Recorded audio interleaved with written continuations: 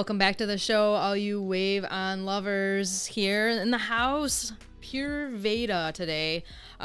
He's sharing Tom from Costa Rica. He's sharing all the love from way down.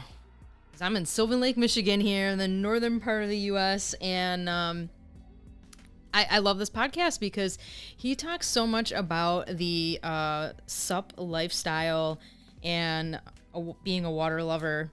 They have a lot of river rapids, so they can surf that kind of wave, and sup surfing as well.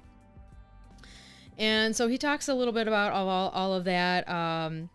I randomly met Tom through Instagram as a resort place, and he shares more about that, being Costa Rica connection with Colombia and a Paddle for Peace project that he's working on with a friend. And I liked hearing that story as well. It was a very fresh perspective on how using paddleboarding to change lives. So if you can think of Colombia being very hardcore, a little bit with their government and stuff, but I'll leave that listen for you because it's in the podcast. We're in episode 42, and I'm Misty, Sylvan Lake, Michigan.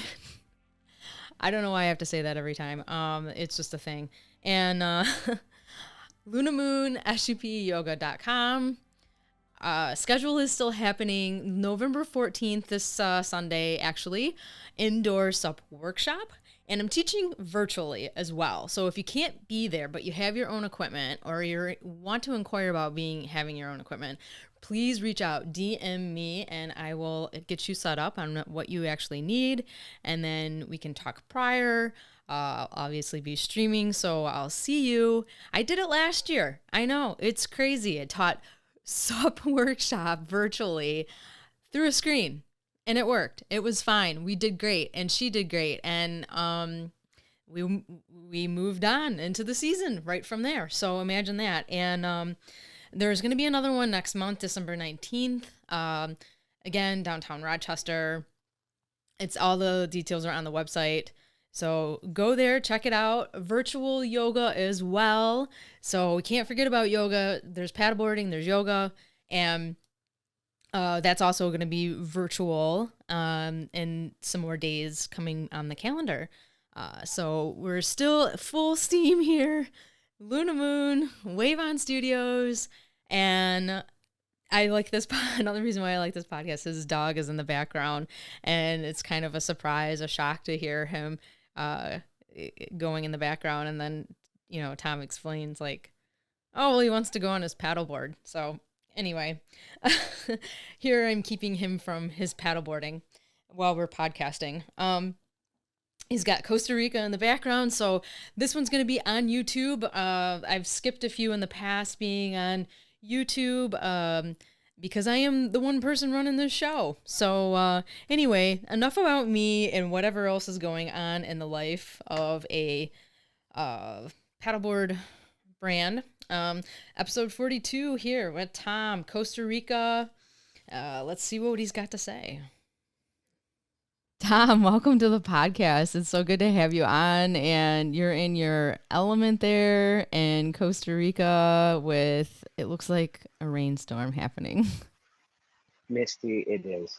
It's a complete monsoon, and we've had great weather for like the last month. So I was thinking about today. I was like, we're gonna have a nice sunny day, and with our tin roof, we've got the background noise, but it makes it authentic, I guess. And thanks for having me on the show. It's great to be here. I've looked at your past guest, and it's an honor to be among some great people in the industry. So I appreciate it. Yeah, awesome, totally. It's the sup community for sure. I was also thinking that I was going to be seeing some sun, and I can't believe it's like torrential downpour. I can kind of hear it a little bit in the background, but oh my gosh, I got a long sleeve shirt on right now. I wear a long sleeve shirt like maybe twice a year. Really? Yeah. Twice a year So total? yeah, Wow. I mean it's not a even paddling. Our water temperatures were our seasons year round, so So temperatures fluctuate. off your shoulder, like in the back there, there's like it looks like a space in the trees. Is that water back there that I'm seeing, or is that just space in the No, trees? no, that's just a space in the Ah, trees. okay. That's a fact. We do have a giant lake. If I turn um, computer, but you can't see it now because of the clouds have rolled in. Oh, really? But yeah, we're 10 minutes from a pretty large lake. What lake is it? Lago Angostura. Uh, It's like the skinny lake would be the translation. is there a shorter version that you call it? Angostura. Oh, So it's wow. the yeah, it's I'm thinking that I would it's have to great. live there for a long time to say that correctly. Uh, I've been here 20 years, and I probably still have some of the guys call me out on it. Oh, So really? Wow, 20 years? yeah, Really? I, I took let's see, I got out of high school. I went down to Belize for a year on a gap year, and then I ended up staying for a second gap year in Belize. And then after that, I moved to Costa Rica. I've been here ever since, and I've just finished my second gap decade, if that's even a thing. Um, so it's been 20 years in Costa Rica. Just turned 40 in March. Yeah. So wouldn't trade any of it for nothing. My parents stopped asking me if I was going back to school. They stopped asking you. Yeah. Where were you? You were going to school in the States? That's where you were going, or? Well, I was gonna go to the University of North Florida. I did one semester there, and then I felt like I just wasn't ready, so wanted to travel a little bit, and then that just sort of led one thing to another, and Yeah. ended up in Costa Rica. Yeah, yeah. And so right now you at your resort? No, right now I'm at my house. The resort is located like 30 minutes away. It's yeah, it's pretty remote. I mean, it's 30 minutes on the main highway, and then a good rough 10 minutes, class 5 driving to get in, just dropping down into the river canyon. Oh yeah. So how Yeah. far is that away from the airport? From the airport, from the San Jose airport, we're about 2 hours southeast and about 2.5 hours to the resort.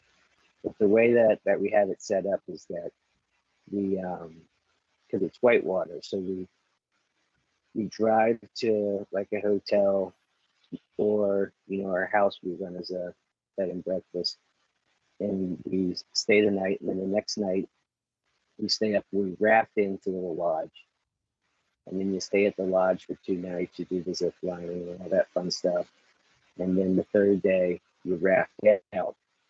And those that are into supping, like the whitewater supping, we've got all the gear to those that want to try it on, like some class 1, class 2 rapids.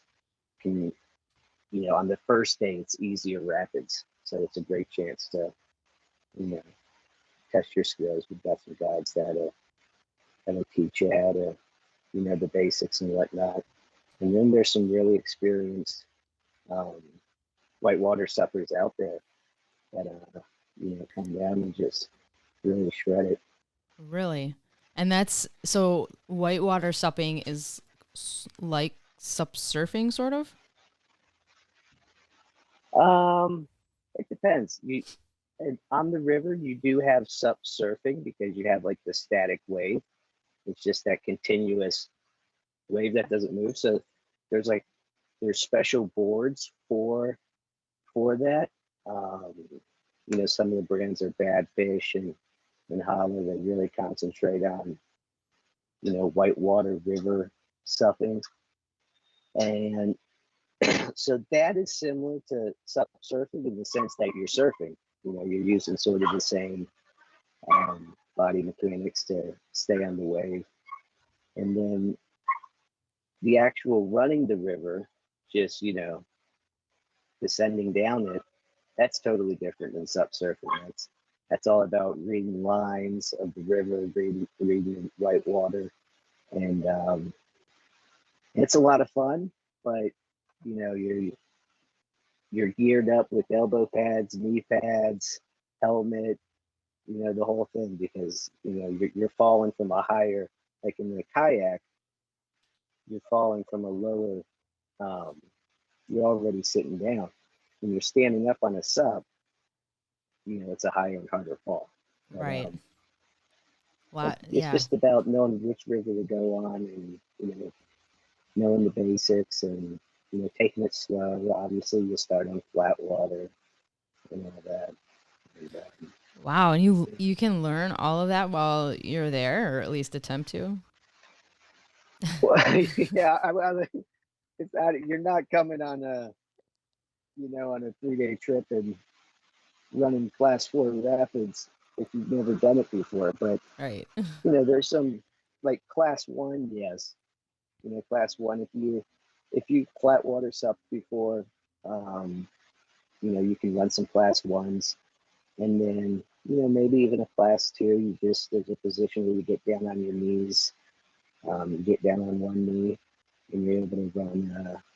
It's all about reading the skill levels and safety first. But, Yeah. Right. but yeah, you'd be surprised with how much some people can accomplish. Yeah. Yeah. Well, I've never done the whitewaters supping. There's a girl that actually I kind of got introduced to it a little bit through her, because she came from it's funny, but there's a spot, I guess, just outside of Chicago, a river that where she lives nearby.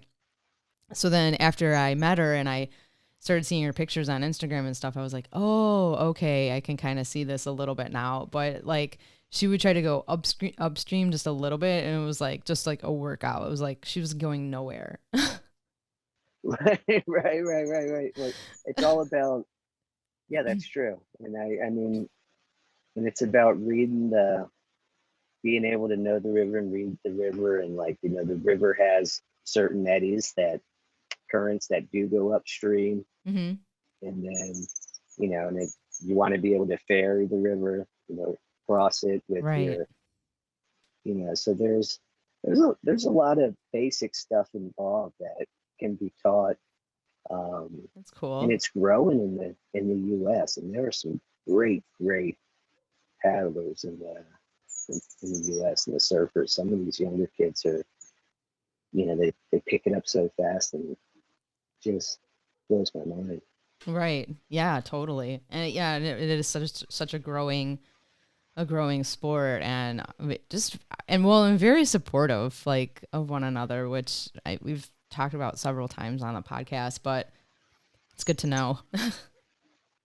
Right. Oh no, you're definitely supportive of the and it's been neat to see the sup industry grow to where I remember back in my day, a lot of kayakers did surf, and surfers, some surfers kayak, but you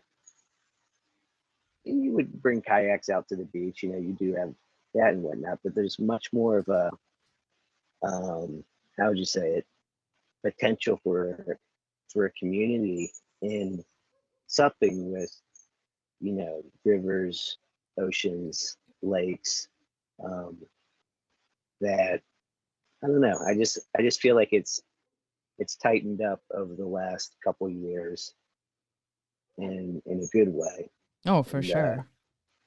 Totally. and hopefully it continues. Yeah, I would say so. I mean, I had a lot more people coming out this year, and still new to paddleboarding in general. asking about like cold weather gear later, and you're like, oh wow, that's a whole nother like can of worms talking about cold water. There's just so much Yeah, to I know choose. nothing about that. I know nothing about that. I can't help you there. Well, it's just there's so much to choose from, and then when you talk about price and stuff like that, and what are you exactly doing on the water too to choose something to wear, and yeah. So anyway, it's trying to guide someone with that is like, all right, I have to have a conversation here. Yeah, I mean, I think what at the end of the day, we're trying to guide them to you know a lifestyle, just the Yeah, just the outdoors and the totally. effect that being outside has on us. And I always told I went to the big gear show this year up in Park City, and Oh it yeah. used to be the paddle sports retailer, and then the National Bike Dealer Association would have like their separate thing. And idea behind this was that we're the outdoors, recreational outdoors is like an ecosystem of everybody. And we should really, and what we're trying to do, each individual, whether you're promoting bikes, sup, rafting, kayaking, whatever, is give these people these newcomers the magical experience we all had on that first time we went outdoors, right? Right.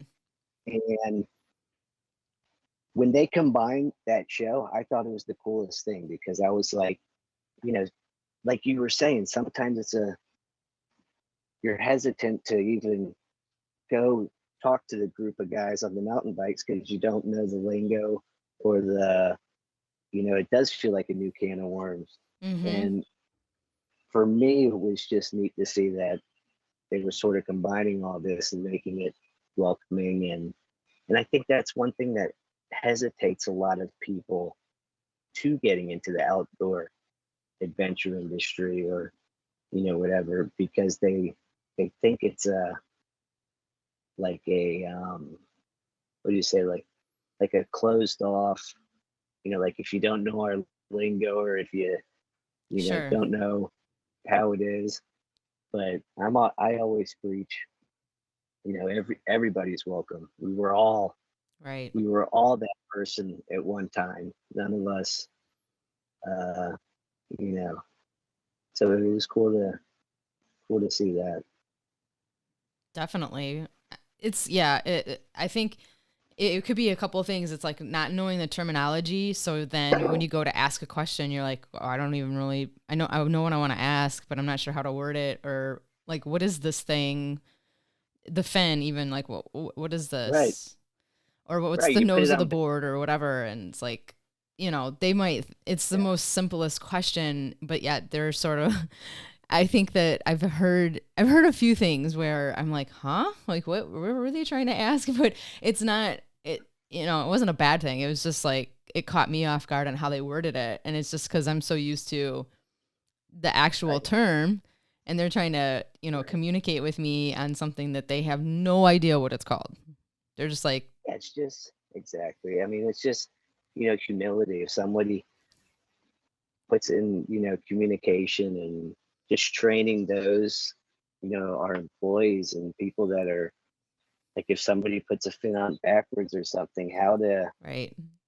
communicate to them that it's okay. It's You don't have to, Yeah, you know um so it's a delicate area. But I think the pandemic and this whole outdoor boom that the industry had is really a great opportunity to get people out into nature. I mean, unfortunately, the international travel industry and right. in my business, we didn't, we were totally shut down. We didn't feel any of that. We're still struggling, but but we're hoping that the interest that you created, and other, domestic outfitters created, How did you get into the whole resort industry in Costa Rica? It just I when I first came down here, I worked as a raft guide on it's called the Pacuare River. Okay. It's Costa Rica's most famous river. It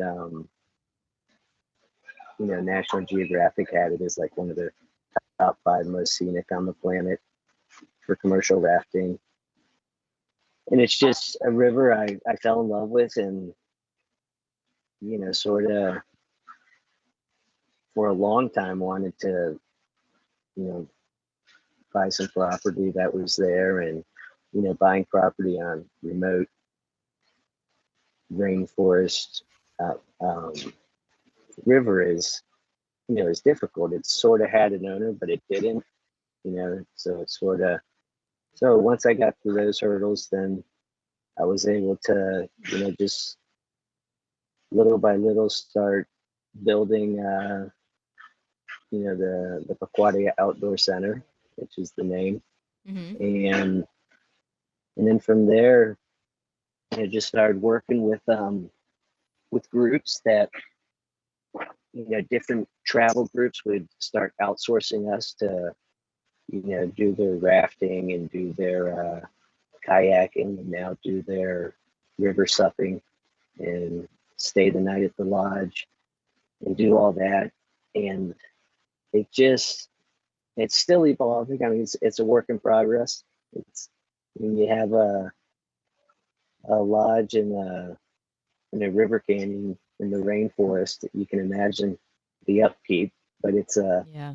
it's a lifestyle business. So it's Right. something that I just love doing. I love putting on the rubber boots and going to hike and see where maybe we could put a new zip line, or you know just all the getting dirty part of it. So it's just something that's evolved over the years of being down here for 20 years. Jeez, wow. That sounds like a huge endeavor. uh It was, but once if you do it little by little, I mean, looking back on it, it feels like it all happened overnight. You're right, it does feel like a huge endeavor, but just taking your time, I think, is, especially with small businesses, we just want to rush into everything mhm. so fast when we feel like we got the traction, which I will confess I've probably done a few times, but fortunately I've been able to stretch it out over a, a solid growing tourism industry in Costa Rica over the last 20 years. So that's been a benefit too. And well, up until, I guess I should say, the last 18 years. The last 2 years weren't exactly good for tourism. If you've never been to Costa Rica before, like just like paint the picture. Well, I always start, people, they always ask me, they always assume I stayed here because of the river. And, I always, when people ask me, what's the best part about Costa Rica, I always tell them, you're going to come down here for a week, and your favorite part, without question, is going to be the people. Mm. You are going to fall in love with, your guides.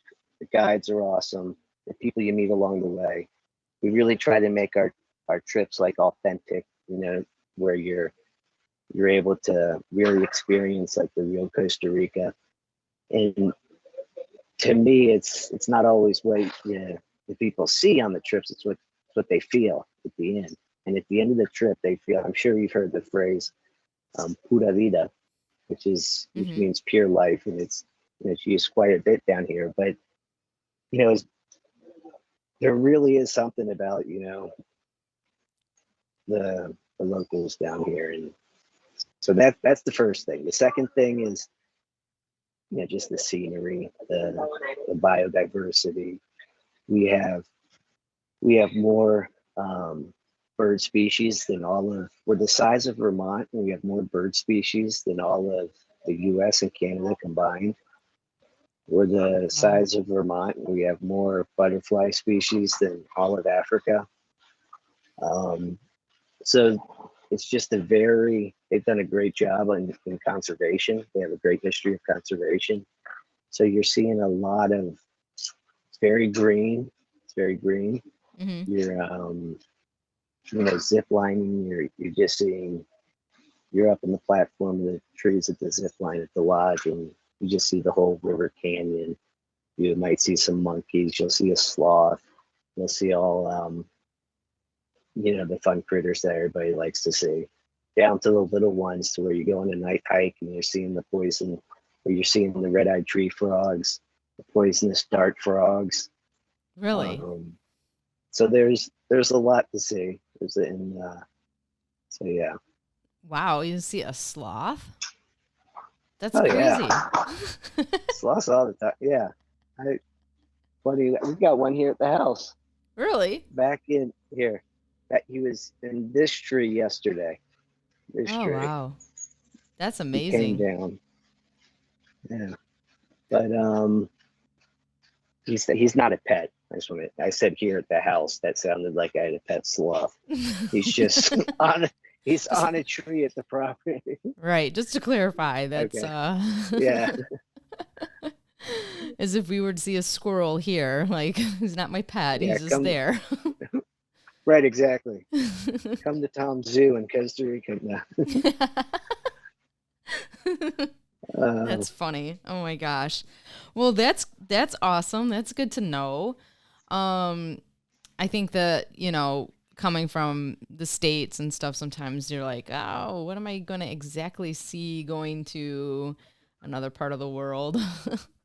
yeah, and that's a big thing now. It's sort of just the uncertainty, especially now with the. I think some people had that in their mind before the pandemic, and now the pandemic has just multiplied the uncertainty. They're like, oh, what are we going to expect? And I tell people, about international travel. When 9/11 came, we really, after 9/11 it was TSA, Hmm. and so, and that, 20 years later, that just became normal. So I Right. mean, there might be a new normal to travel, but the uncertainty. People like us, we know everything that needs to be dealt, even though it changes. It feels like every week, but it's just a matter of, I'm trying to get people to get out and travel again, obviously. So, but the uncertainty is hard to deal with. Not only from what are you going to see, what are the people going to treat you like, what's the food going to taste like, which is delicious down here, um, but also just what are the hoops to jump through to get there now that the pandemic is, part of our lives. Yeah, totally. It's yeah, I mean, it is what it is. I mean, some people are different than others, and like on what they think Yeah. or comfort level, that type of thing. Um, I mean, what, like, describe maybe like a meal, like, whether it's breakfast or dinner, I guess. Rice and beans for breakfast, beans and rice for lunch. And no, there is there is a lot of rice and beans, but it's delicious. They do a great job of mixing it up with different chili, onion, culantro. Um, there's a lot of chicken. There's great beef down here. A lot of the um, beef is exported, but they keep a lot of the good stuff for themselves. There's a lot of fruits and vegetables. If you're not into meat and you're a vegetarian, to me, Costa Rica is probably the easiest country to, not eat meat, just because the fruits and vegetables are just so fresh and so delicious. Um, and the beans, a lot of beans, and see what else. Natural juices Mm-hmm. are delicious. All sorts of, and they're getting, Costa Rica is very much getting into the healthy eating lifestyle, which they at first, it's funny because at first they were a very healthy country just because of their basic diet. Then fast food got introduced to the country, so it sort of started heading south. And now they're starting to come out of that and see the benefits to eating healthy again.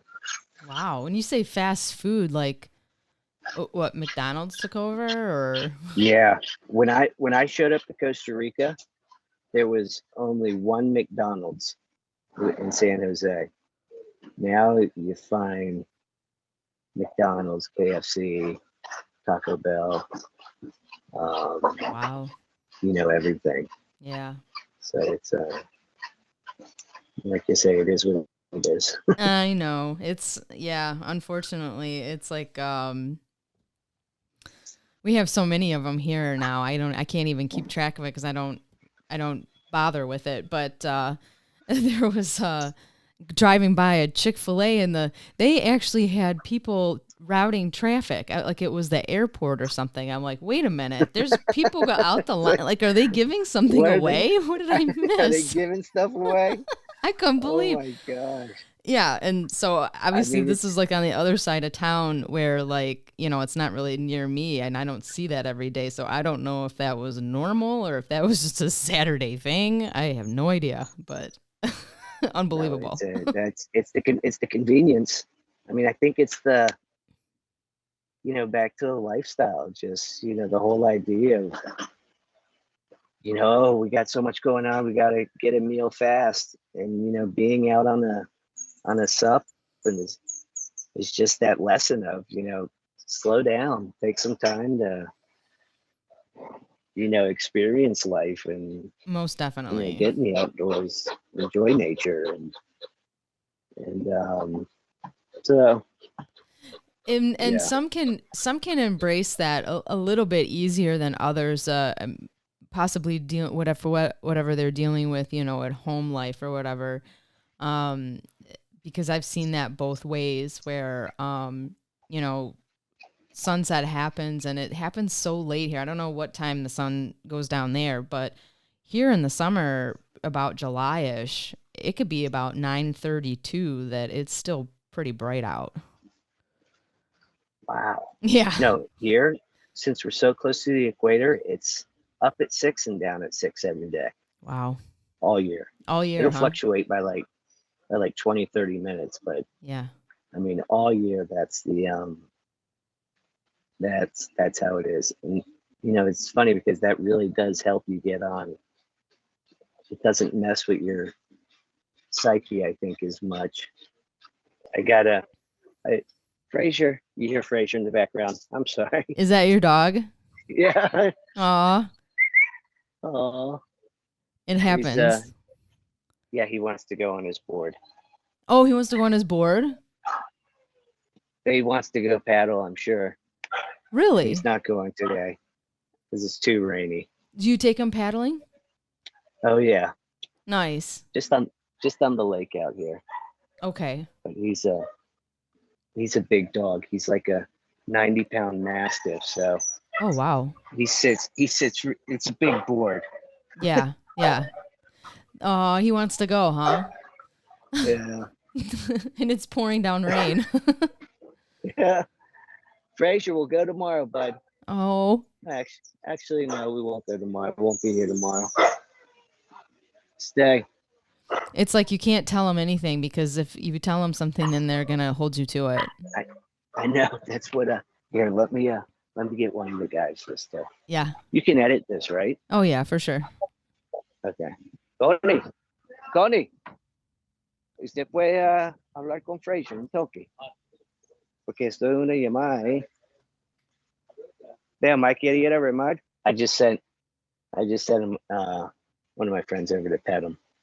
Oh. So he should be good. He wants to go paddleboarding. Yeah. That's hilarious. I like it. That's how we feel when it's snowing and we're like, we want to go paddleboarding. Well, we could go paddleboarding today, but it's not the nicest day. So it's a great day for a podcast. Okay. Well, perfect. Yeah, I would feel bad if you're like, it's really nice out, and I could I be want on to my go board, and out. my dog wants to go paddleboarding. Now you feel bad. You this poor dog is all Being tortured. Misty's fault. Yeah, I'm taking away from his time on the water. It's but you can paddleboard all year round down here, which is nice. That's amazing.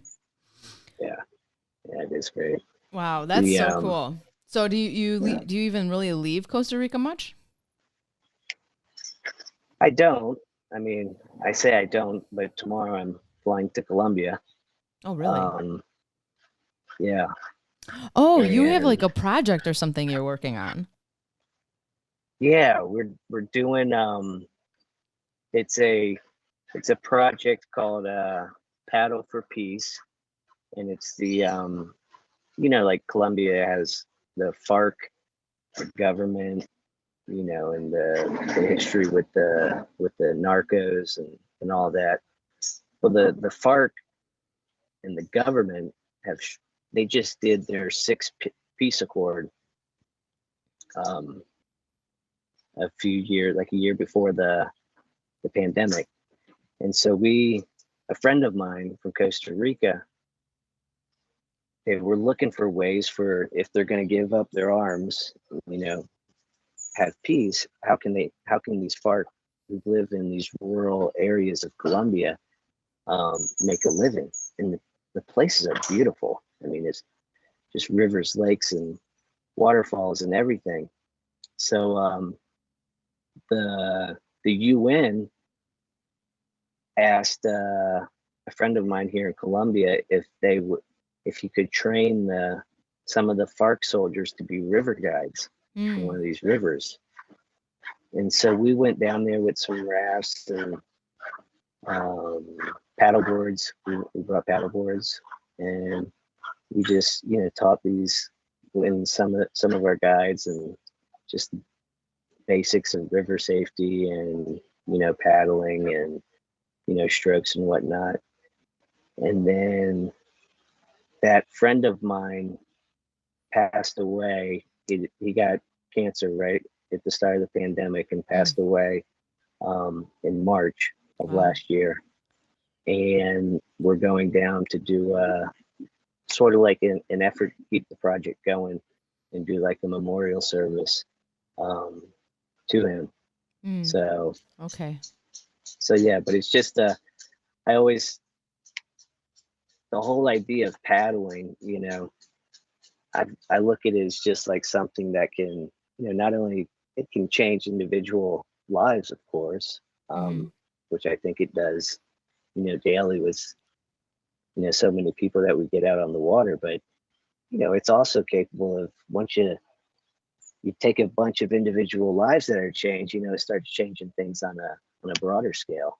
And this is, one of those examples of, I of paddling that is literally, trying to, bring peace to a country and income to these former guerrilla soldiers that really don't have, much support. So it's it's pretty fascinating what a paddle can do.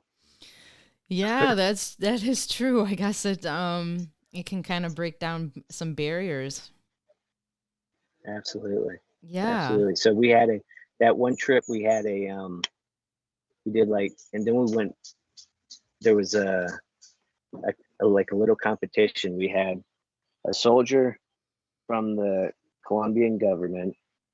We had like a member of the United Nations, a FARC soldier, and then one of the paramilitaries who were like the armies of the narcos, all in one boat, forming one team. Mm. So they all paddled. So they all paddled together, and it was like this, you know, big. They made this big deal of it, which they should have, because it was, you know, literally bringing all of them together through, putting a paddle in the water. Wow. How did that all evolve? Um, my my friend, he also has a lodge on the river, or had a lodge, and the the member of the UN who was in charge of this peace accord and trying to get these FARC soldiers, back reintroduced into normal society, was Costa Rican. Mm. So he contacted my friend, and then my friend contacted me, and I was like, "That sounds awesome. I want to help out any way I can." So yeah. So I mean, he had a great vision. And to his credit, he made it happen, and we're just trying to support it and promote it in any way we can. Wow, that's amazing. That's a really cool story.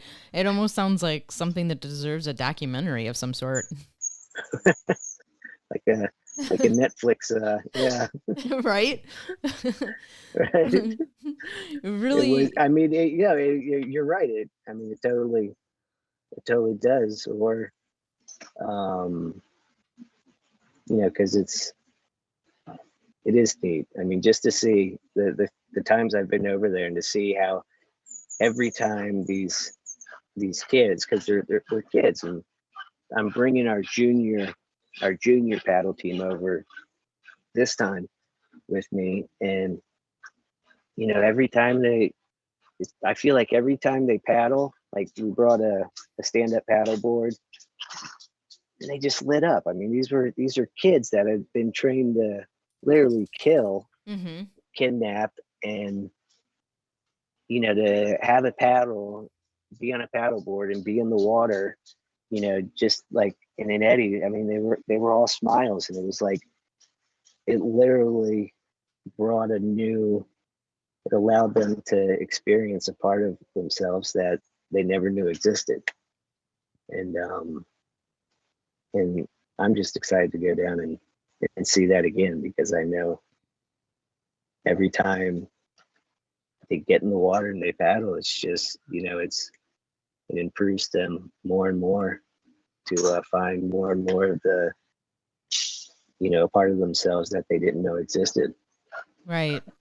At first, were they, the first time they did it, were they kind of hesitant or a little skeptical about it, or not Yeah, sure? yeah. I mean, yeah. It's like we're used to holding AK-47s, and now you want us to hold a paddle. Yeah, You it's a know, big difference. um, and it took a while to gain the confidence with them. Mm-hmm. It's like, who are you to? Yeah, the trust level was not the same as like when I came to Costa Rica and hopped on the river for the first time, by any means. Yeah. But it's totally understandable. But credit to my friend, Rafa Gallo is his name. He was sort of the link to making this all happen. And once he gained their trust, it was sort of like, the rest of us were in. Yeah, that's a wild story. It's yeah, breaking down that barrier. And a lot of times newbies in general, but this is like another extreme newbie of paddleboarding. Right. I think that is like that's a bigger scale, like, war. But I think so many newbies have their own internal war Mm-hmm. that they might be dealing with, that it's the exact same story. Yeah. Like the one I just told might sound cool because it's in Colombia, and it's a FARC group that we grew up hearing about. But like you said, on an individual level, I think so many people have that same, or paddling has that same capability to fix, and help. Yeah, for sure. Once they get past that first hurdle of just like the concept of it, the whole standing and everything else, and just getting out there and then experiencing the aspect of fun and just being there in your own little element. And then it's like, Right. oh, okay, then they sort of get it. And by the time they come Totally. back to shore, it's a completely different Totally. perspective for most. What? I'm sometimes you're still a little, it takes more than one time, but Right. Right. One thing that was interesting is the first time I saw on the paddleboard, the first time one of the kids fell, mm, which was right away. He got up and he was like, usually when you fall, some get laughed, some get frustrated, mm-hmm. some, there's different reactions. He was just like stone faced, like, and I'm like, no, it's okay. Yeah, It's okay. It's okay to fall. You can be upset at yourself. You can laugh. But right. no, nothing's going to happen because you fell. You're allowed to have emotion, and react to it, and not have, just. I mean, it was the wildest thing. He was like waiting for someone to tell him that, Yeah, you reprimand know, or yeah, yeah. So I I was can like, imagine. man, that's so. But yeah, that's that's the that that's where I'll be. We leave tomorrow, and then come back the ninth. So that'll be around 6 days. We're Okay, going there.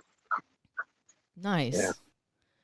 Wow, that's awesome. That's a really cool, that's a really cool segment. yeah.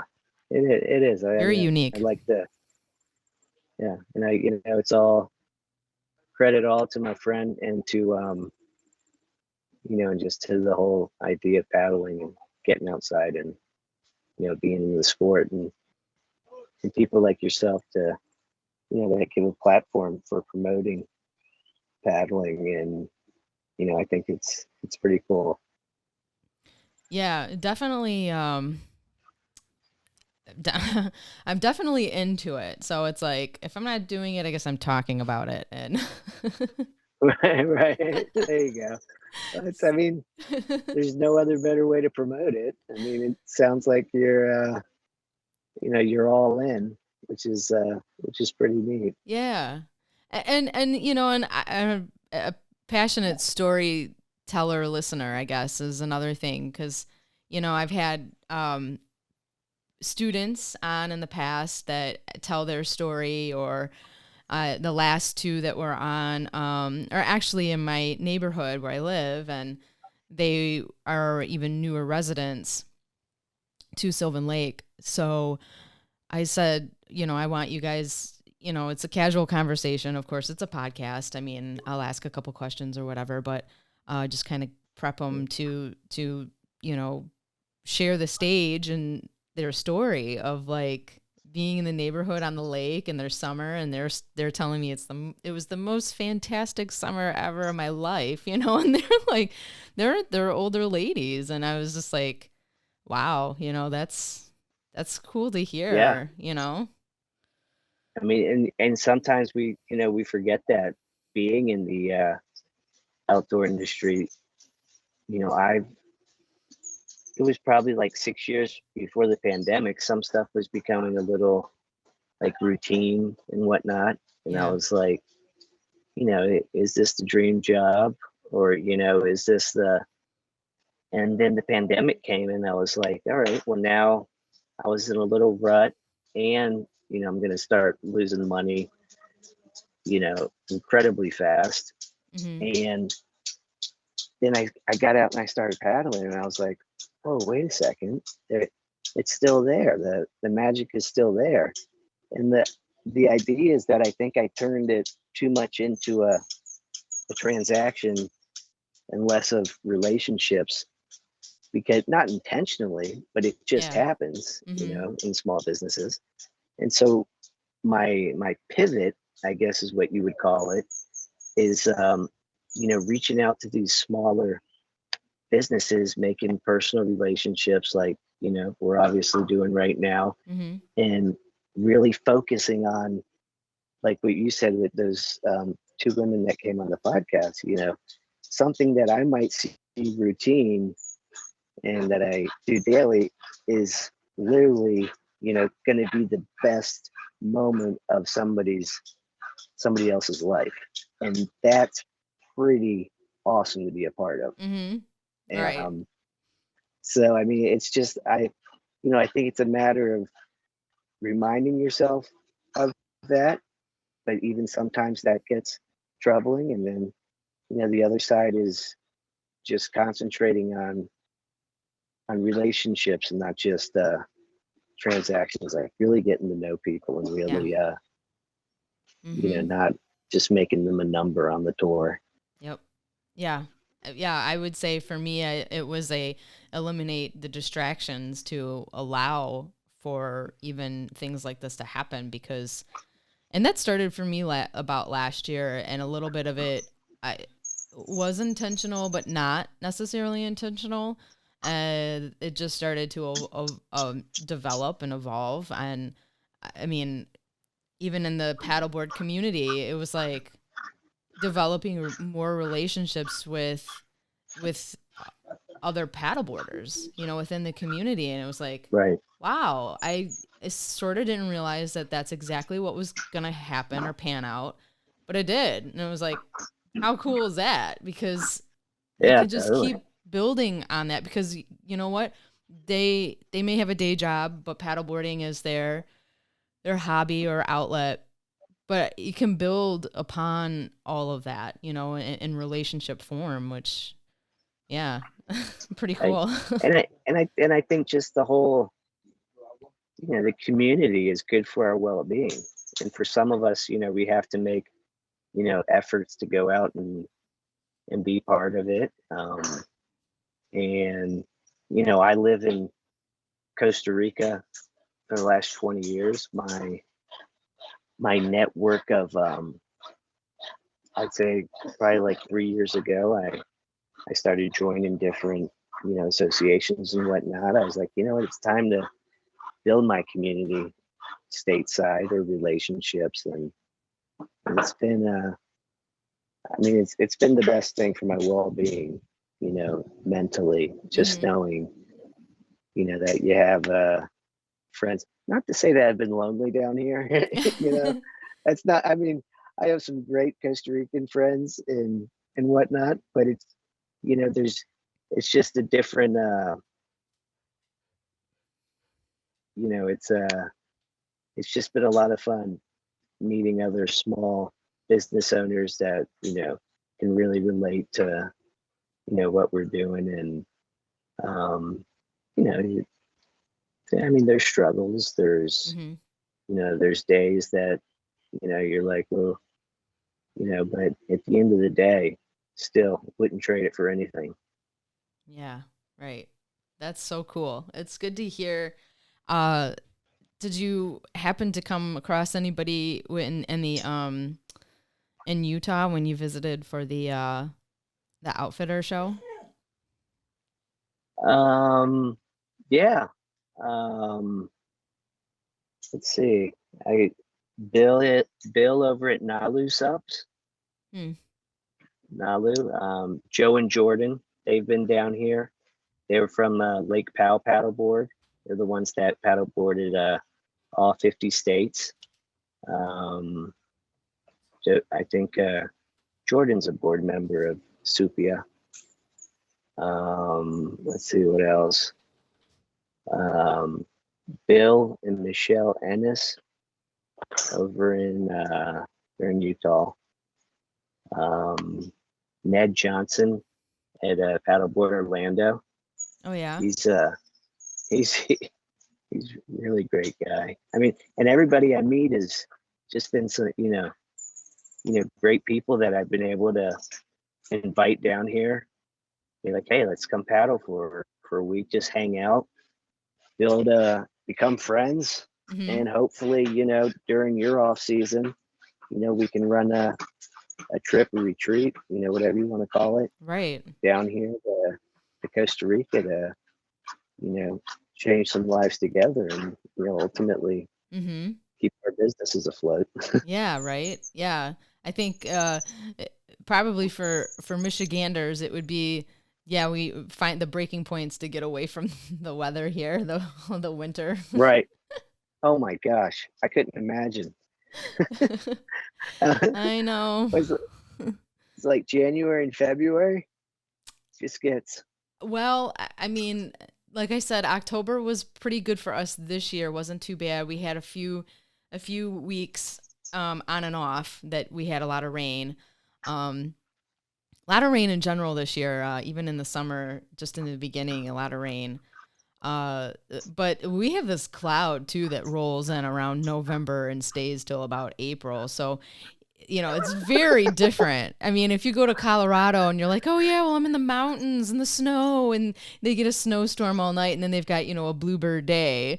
And like us, we're like, Right. no, we're still stuck in the cloud.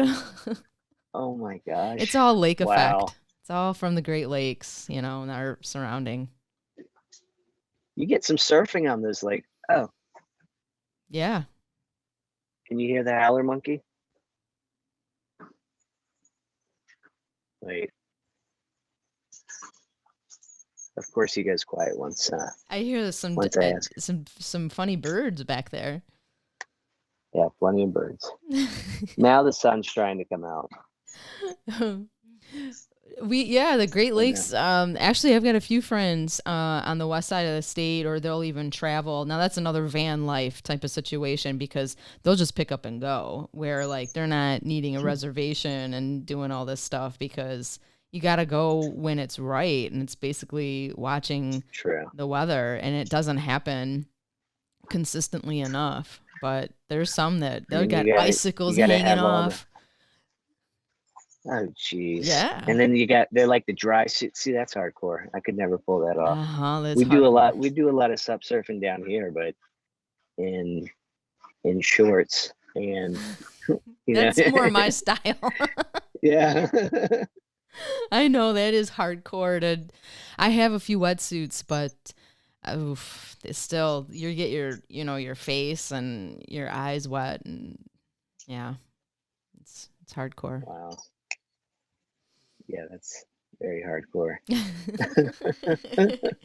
So what's the temperature of the water? I'm sorry. Oh, well, when it's like that, I mean, there's times that, there's starting to be a little bit of ice form, but since the water is moving, it's hard for it to stay solid and freeze over. Insane. Uh-huh. So yeah, probably so it's 32 like below degrees. Freezing, but not frozen. Yeah, right. Mm-hmm. Exactly. Yeah, because I mean, the lake here, even if it's a flat day and it gets cold, it'll zap the lake and it looks like an ice rink. It'll be flat. But if it is windy, it'll just keep breaking up the ice. So it's cold, like it could freeze. But if there's water movement, it's just going to form some ice chunks like along the sides of the shore. It needs that flat, like no wind, and then boom, it freezes. Boom. I'll never get that. I'll be calling you like in the middle of winter. Can you just show me a little of your background? Yeah, there you go.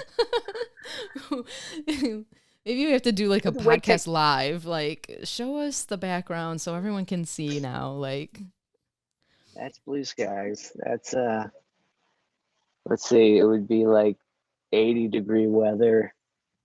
Wow. Yeah. Yeah. So the name of your resort, say it again. It's Pacuare, Pacuare, Pacuare Outdoor Center. Okay. Pacuare Outdoor Center. Nice. Yeah. Awesome. Well, I've got all your details here, and it sounds amazing. I don't know when I can. Maybe I'm leaking a little bit of information here as far as like what I'm thinking upstairs in my brain rolling around as potential winter. Yeah. Right. Oh my gosh. Well, this has been great. I loved hearing about the story of the paddle for peace and just, everything that you're still trying to do within a pandemic. Yeah, yeah. And if there's you know, for any listeners out there, if you're small business owners and you're looking to run a retreat, or Yeah, you want to come down and check things out yourself, we're happy to host you and show you around, and hopefully do what we're trying to do, which is what you're trying to do, just grow the community, definitely. build relationships. And I always tell people, like a, a bunch of rafting companies have sort of or this kayaking company that just came down. They're like, we're throwing you a rescue bag, like we got the rescue bags in the that you throw. And so it was great. We just had 20 kayakers down, and it was our first group after the pandemic, and it was a great help. Oh, So nice. yeah. So if someone wanted to do a kayak instead of a sup. Yeah, we customize everything. I mean, we do sup surf. We just have different itineraries that we like to customize based on what people are doing. We have a yoga group coming up. We have you know a yoga sup group. And then this last group was a whitewater kayaking group. So Mm-hmm. it's just a matter of mountain biking, all that Nice. fun stuff.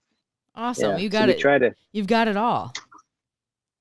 Yeah, well, I don't know if we have it all, but we we don't have many Sun, people this time. sloths, We've got it all in the warehouse. kayaks, paddleboards, Yeah, zip lining. we got to get that stuff on the water more, but we'll get there.